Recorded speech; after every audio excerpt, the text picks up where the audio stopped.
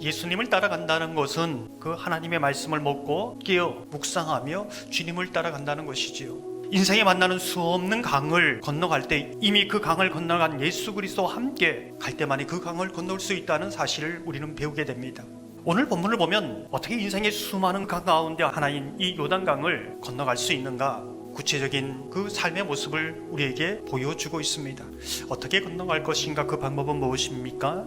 우리가 주목해서 보아야 할 단어가 사흘 후에입니다. 성경을 보면 성경 곳곳마다 강이 나옵니다. 오늘 보면 요단강이 나옵니다. 이 강은 인생을 살아가면서 만나야 할 수많은 죽음의 강이요 문제의 강입니다. 성경을 보면 이 강이라는 이 장애물, 우리 인생을 가로막는 이 장애물은 하나님의 기적, 역사를 나타내는 도구로 하나님께서 사용하십니다. 그래서 종종 하나님께서는 우리 인생 가운데 그러한 장애물을 허용하십니다. 우리는 그 장애물을 뚫고 나아가면서 이전에 경험하지 보지 못한 하나님의 기적을, 하나님의 역사를, 하나님의 손길을 경험하는 것이지요.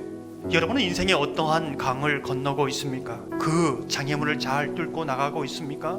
오늘 본문에 여호수아와 이스라엘 백성들은 그 강을 넘어가기 위해서 어떻게 하고 있는가? 사흘 후에입니다. 3일 동안 그 강 앞에서 머무르고 있는 것이지요. 성경에서 3일이라는 것은 인간의 시간이 아니라 하나님의 시간입니다.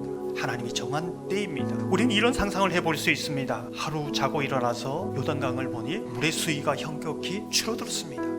이때가 정말로 요단강을 건널 때가 아닌가, 이렇게 생각할 수 있지 않겠습니까? 이틀 밤을 자고 나니 저 너머의 여리고성에 그 강력한 수비대가 잠을 자고 있거나 자리를 비웁니다. 때가 건너가서 여리고성을 공격할 적기다, 이렇게 생각하지 않겠습니까? 하지만 3일입니다. 우리 삶에도 하나님의 시간이 아니라 내가 정한 시간, 내가 보기에 너무나 좋은 시간, 그 시간이 하나님의 때라고 생각하지 않습니까? 하지만 이 모든 하나님의 역사의 주권, 그 기적의 주권은 내게 있는 것이 아니라 하나님에게 있고, 하나님의 정한 때, 하나님의 정한 방법이 있다는 것을 이 3일 후에라는 부분을 통해서 보여주고 있는 것이지요. 그것을 알기에 이스라엘 백성들은 내 시간을 내려놓고 기다리고 있습니다. 3일이 될 때까지 기다리고 있는 것이지요. 모든 기적의 역사는 이 기다림에서 시작되어집니다. 어쩌면 3일 아침 일어났을 때에 그 어느 때보다도 요단강 물수위가 가장 높을 때가 될 수 있습니다. 그 어느 때보다도 여리고성의 수비대가 철통같이 수비할 때가 될 수도 있습니다. 하지만 하나님은 그 모든 것에 제한받지 않으십니다. 하나님의 때에 하나님을 일을 하시고 그 상황을 넘어 강력한 하나님의 기적을 베풀고 계시는 것이지요. 내 시간이 하나님의 시간보다 앞서면 하나님의 역사를 볼 수 없습니다. 내가 하나님보다 앞서가면 그 장애물을 뚫고 나갈 수 없는 것이지요. 오늘 이 강을 건너는데 가장 핵심된 단어 하나를 찾아야 되고 보아야 되는 그 단어는 언약궤입니다. 이 죽음의 강에 장애물을 뚫을 수 있는 하나님의 강력한 무기 언약궤입니다. 이스라엘 백성들이 보아야 하는 것은 제사장들이 지금 어떻게 움직이고 있는가, 그것이 아닙니다. 제사장들이 몇 사람이 언약궤를 메고 있는가, 그것이 아닙니다. 언약궤가 어디로 움직이고 있는가, 내 시야에 정말 선명하게 보이고 있는가, 그것을 놓치지 말아야 한다는 것이지요. 그렇다면 이 언약궤는 무엇인가? 언약궤 안에는 두 돌판이 있지요. 하나님의 말씀이 있습니다. 그 언약궤를 덮는 속죄소 덮개, 시은자라고 하지요. 그 위에 대제사장이 짐승의 피를 뿌립니다.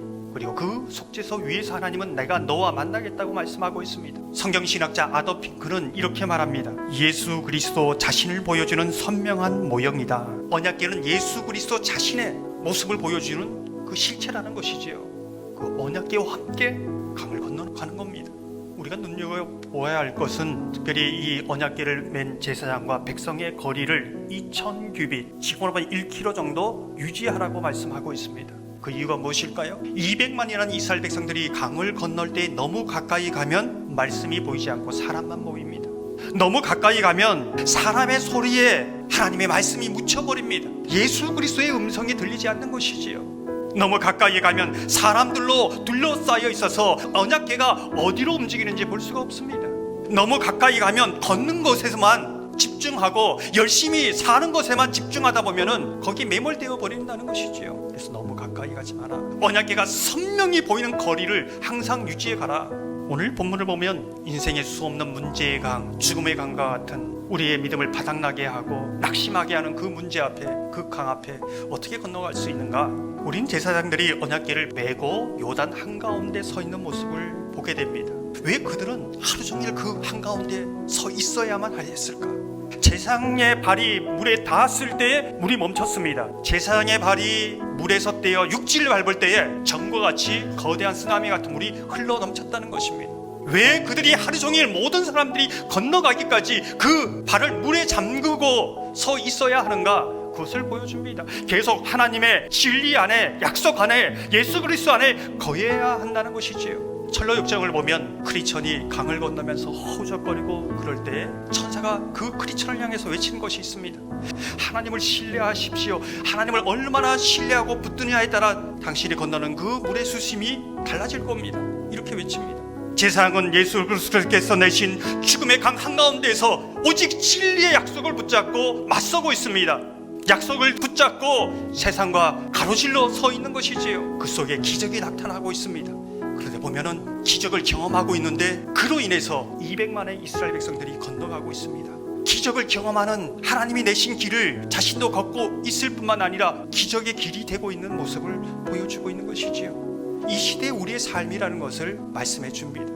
사랑하는 성도 여러분, 하나님의 약속 안에서 하나님이 주시는 그 기적의 길을 걸어가시기를 소망합니다. 세상에 맞서서 약속 안에서 예수 그리스도를 믿는 믿음 안으로 가로질러서 맞서고 나아갈 때에 하나님의 기적을 경험할 뿐만 아니라 누군가에게 기적의 길이 되는 믿음의 삶을 살아가시기를 주님의 이름으로 축원합니다.